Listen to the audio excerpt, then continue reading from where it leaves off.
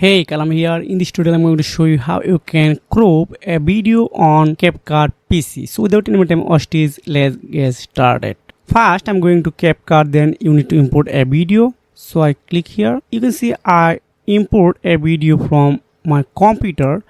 Then you can see here is a lots of option. You need to just click on resize. You can see here is a crop ratio. It's for free.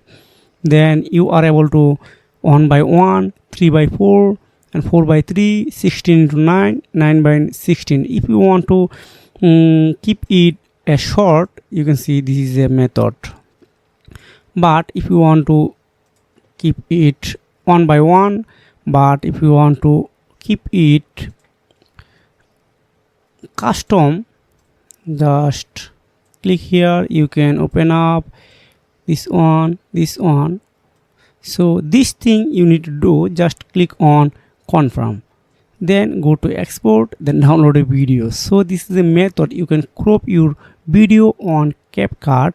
If you have found this video helpful for you, make sure like and subscribe this channel. See you again, take care, goodbye.